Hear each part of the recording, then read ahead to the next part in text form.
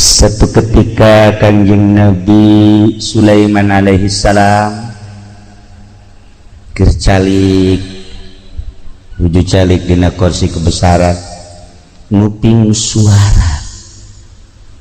suara nuka kupingna, aduh berat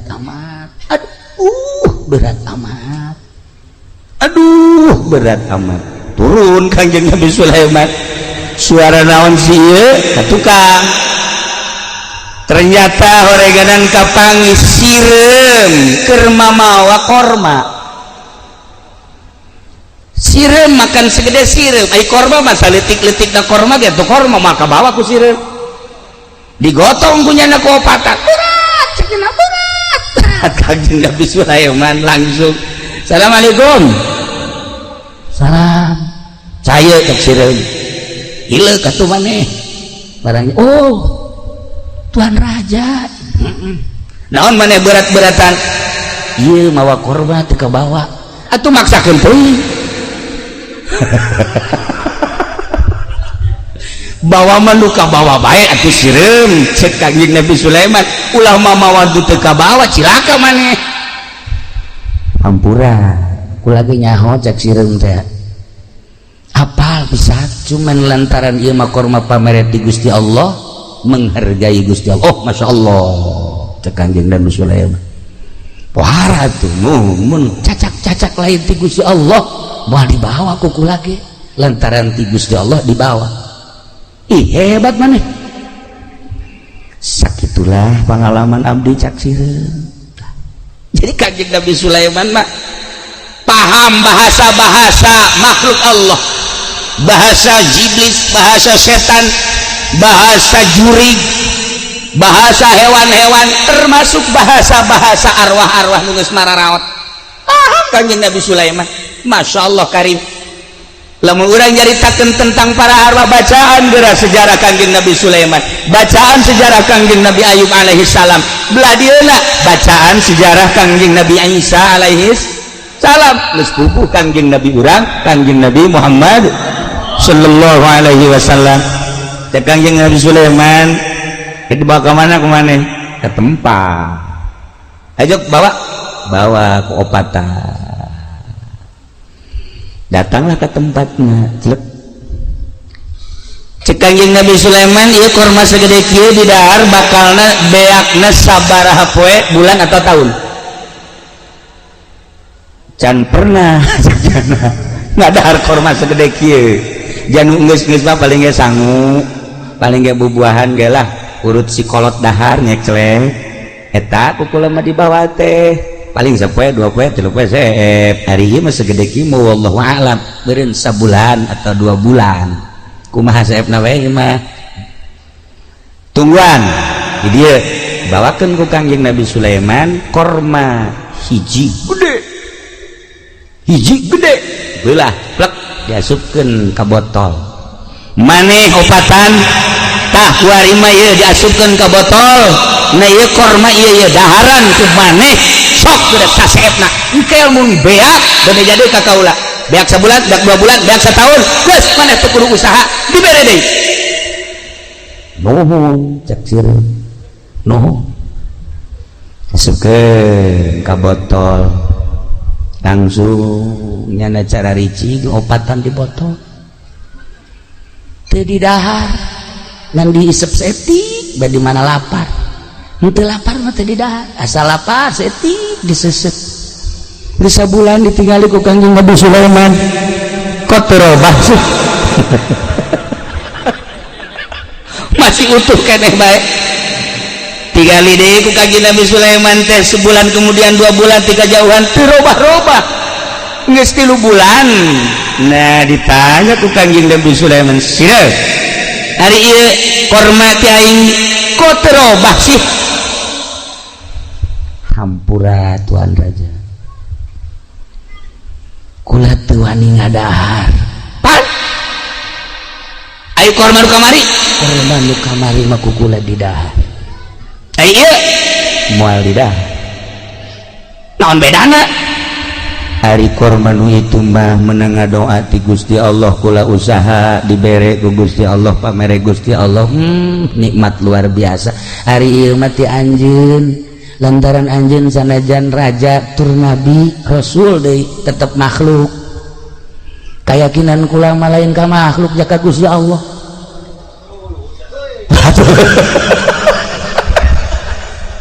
Cekek Kanjeng Nabi Sulaiman murigak bulu ngadenge sia sireun. Asana moal aya di Cikarang modal ka sia ya. Atuh sia sireun ngelehkeun urang Cikarang goblok sia. Komo Haji Pendi mah dilihat ku sia ye. Masya Allah sireun.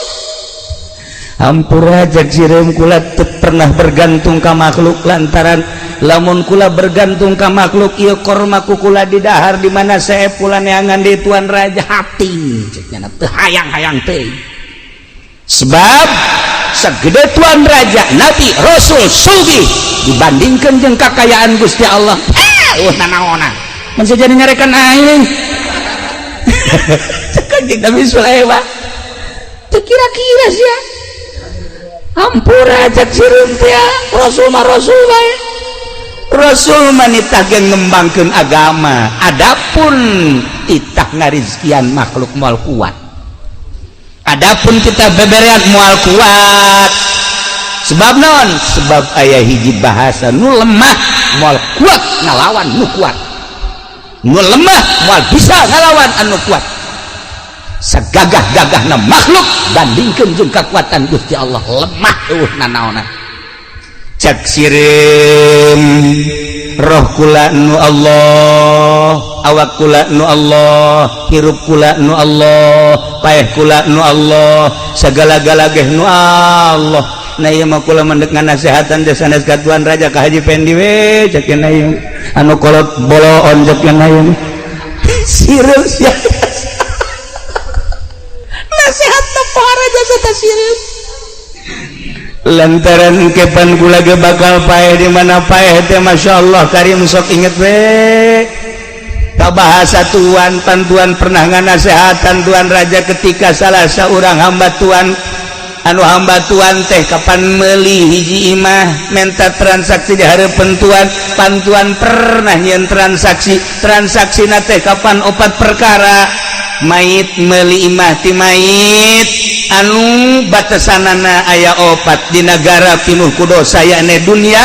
Nah iyalah batasanana hiji belah kulon batasanana adalah maut, belah wetan batasanana kuburan, belah kidul batasanana hisab, belah kaler batasanana surga atawa neraka. Kadengin teu ku Tuan Raja sireum sia mondok di mana? Aja jadi kieu sia sireum. Hampura kula sok ngadengikeun pengajian ti kiai-kiai anu asli maka kula langsung ngasupkeun ilmu ka jero dada kula sehingga teu pernah menggantungkeun hirup kula ka makhluk lantaran makhluk mana anu bisa ngalanggengkeun hirup kula rezeki kula jeung sajabana maka kula menggantungkeun diri ka Gusti Allah Subhanahu wa taala. Dicopot deui korma ku Kanjeng Nabi Sulaiman. Ngan kadegan aya teu butuh mah. Kitu cokot ulos. Dikeun ka aki-aki habak ka ditu. Nya mah di imah ge geus mikiran berkat bae nya mah. Tolol teh mah budak nya. Bere habak ka disalim korma tah nya na. Keuna diseuseupah.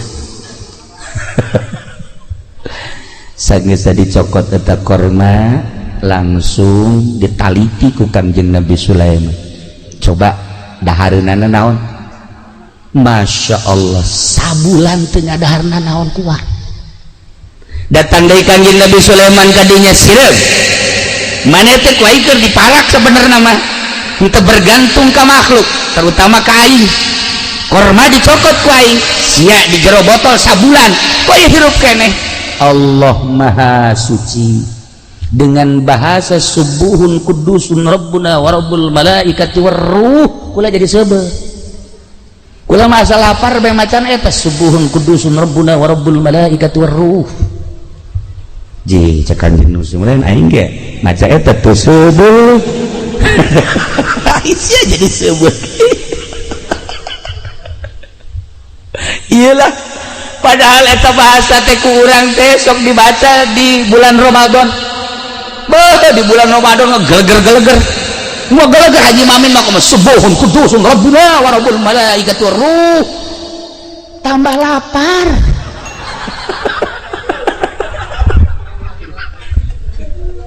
Ya kari. Eta bahasa subuhun kudusun rabbuna wa rabbul malaikati waruh. Rabbuna wa rabbul malaikat dibaca ku urang pangaruh bahkan beureun tambah lapar tambah gering baca ku para solihin dampakna beda baca ku para aulia Allah dampakna beda komo dibaca ku para nabi-nabi Allah subuhun kudusun rabbuna wa rabbul malaikat lain bahasa letik-letik subuhun maha suci Allah kudusun maha bersih Allah rabbuna pangeran abdi sadaya wa rabbul malaikat jeung pangeran para malaikat waruh jing pangeran ruh bahkan ruh di manaan ku malaikat Jibril sakapeung waktu. Tah eta bahasa eta di mana-mana jelema endeu tapa ka gunung ku guru diberena eta. Babacaanna subuhun kudusun rabbuna wa rabbul malaikati ruh. Syekh Zainuddin nu aya di Madura nu 3 tahun teu dahar teu nginum datang ka dibeulit ku akar babacaanna subuhun kudusun rabbuna wa rabbul malaikati ruh. Syekh Syarif Hidayatullah ketika tapa babacana subuhun kudusun rabbuna wa rabbul malaikati waruh. Syekh Sunan Kalijaga ketika manehanana tapa dibere bacaana enteng subuhun kudusun rabbuna wa rabbul malaikati waruh. Jadi pendi tapa subuhun kudusun paeh.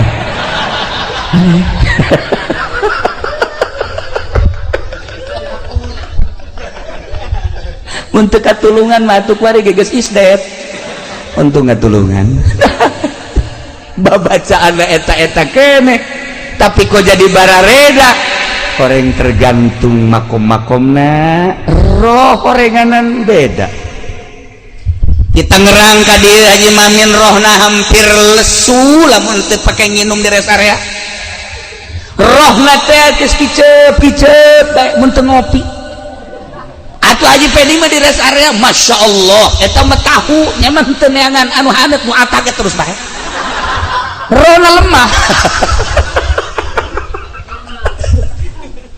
kita udang ti peuting tahajud Masya Allah roh leuleus luar biasa berat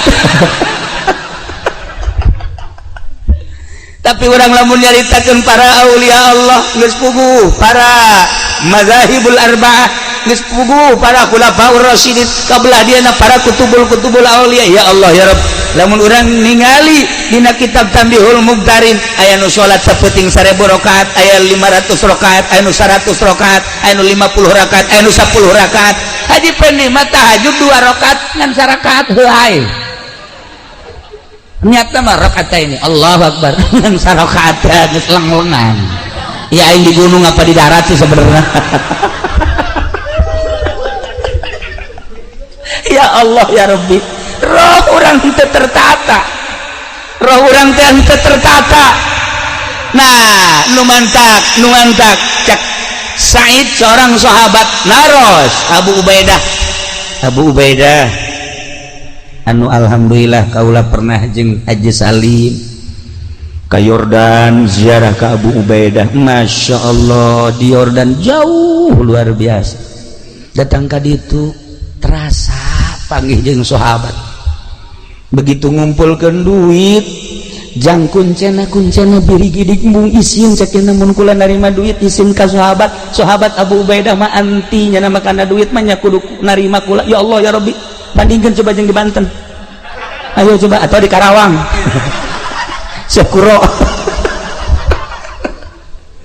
mbungen dibere duit hese mere duit teh di makom Abu Ubaidah hese mere duit kami geus kumpulkeun duit ya Allah sahanu daekna ye dikeun ka ieu embung sakitu geus lobana eta duit dibikeun di luar ge hampir arembungan isin sahabat mah teu maot ceknya kami ditinggalikeun ku sahabat kami mah hayang urusan sahabat teh hayang dipika cinta we ku sahabat hayang babarengan jaga di akhirat kami mah daratang ka dieu teh ningali nonton muzarah teh ieu teh sarua pada ngadoakeun embung dibere hese dibere duit ya Allah ya Rabb kunaon aya di urang encan jarah geus kepruk-kepruk.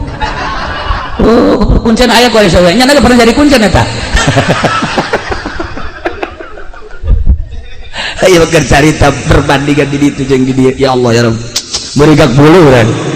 Nah cik Abu Ubaidah naon nu ditanyakeun kunaon urang ieu embung paeh iya coba bari teh beca cik Abu Ubaidah bebari jawabna kunaon lantaran maneh ngabangun dunia ketika nu dibangun dunia atuh maneh kana dunia ka akhirat embung tapi ketika urang ngabangun akhirat atuh teu betah di dunia pasti ka ditu bae urang ngabangun sekolahan atuh hayang cicing di sekolahan bae urang ngabangun masjid atuh hayang cicing di masjid bae urang ngabangun imah atuh hayang cicing di imah bae urang kawin jeung nu ngora atuh hayang di ditu bae atuh kitu bae sih cak Abu Ubaidah hese-hese teuing sih urang ngabangun kontrakan atuh hayang di dinya bae.